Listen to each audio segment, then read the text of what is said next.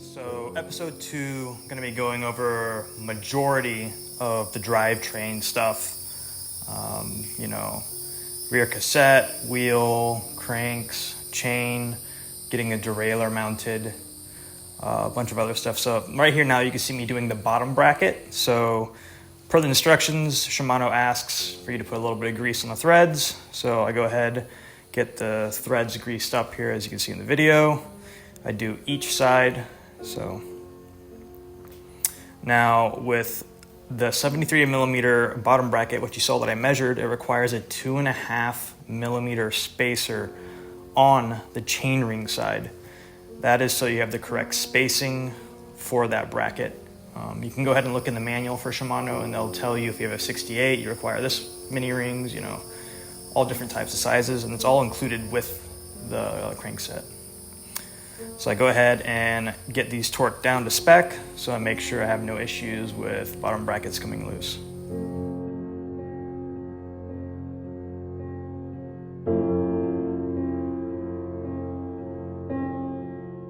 So now you can see I got the Hollowtech 2 Dior crank, my bad, put in there. And then I'm gonna go ahead and flip this around, put the other one on. It's very important, there's a little pin in here that you have to pull out slightly, and it keeps the crank from sliding off the end of the actual shaft.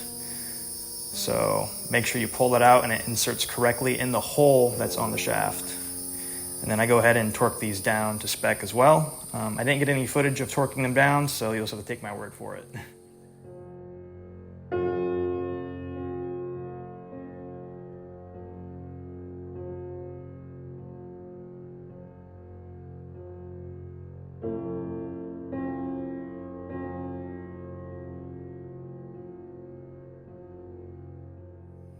Now, what I'm putting on here is like the little preload cap for the crank arm. So before you torque down this opposite side crank arm, you want to put this on like hand tight, and you could see me go back and forth a little bit, checking how the crank is acting.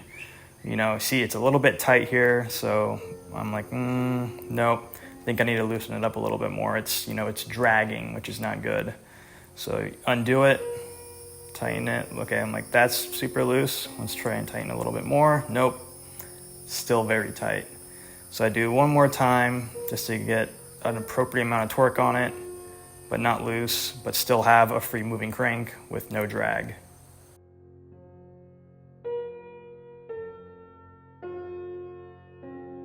So now you can see it's free spinning, pretty easy, minimal amount of drag. Now moving on to the rear wheel. I have a micro spline cassette. This is a 6100 cassette. So I go ahead and get all the cogs lined up. Make sure you have all the correct spacers for the cogs that come off. This cassette is not one piece like one of the higher end ones. There's, the cogs, like 50 tooth and 51 tooth, like those are all put together, but like the last 4, like 5 are all individual. So if you don't put those spacers on correctly, your bike will not be shifting correct at all. And then I go ahead and torque it down to the rated spec that it requires for the Shimano cassette. Now you can see I'm moving on to getting the rear axle into the bike. So I just put a little bit of Park Tools high performance grease on the threads and then right down the axle shaft to keep everything lubricated and no wear. Wear is the enemy, we do not want that.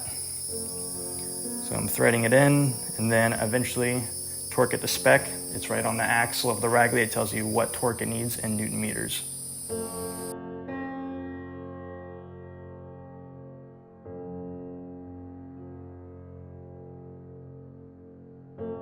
As you can see now, axle's torqued, free spinning, and now I'm gonna move on to getting the derailleur mounted. It's important you look at the switch on the Dior XT and you turn it to the off position. That disengages the clutch, makes it a little bit easier to finagle around and get this mounted. So now you can see I'm going and just bolting on the derailleur and I'm just trying to get it on there, and then eventually you want to hold it down and make sure the little B-limit like block is touching correctly on the frame so there's no gap, and then you torque to spec after that.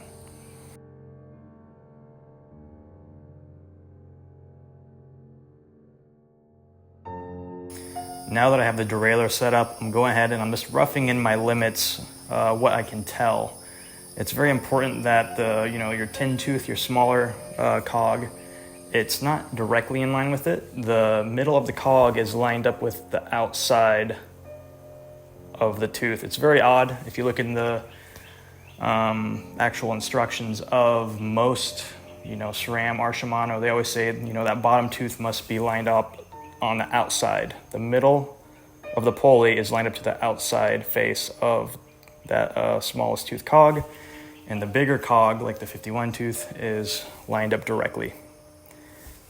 So now you can see here, I got the chain on and I'm following the instructions. I think it was 4 links, if I remember correctly, 2 outer, 2 inner that I had going off the biggest cog to shorten the chain. So I go ahead, run it through, get it in the derailleur, and now you just go ahead and put your link together and snap it down, and perfect. Now you have a somewhat assembled drivetrain on your bike.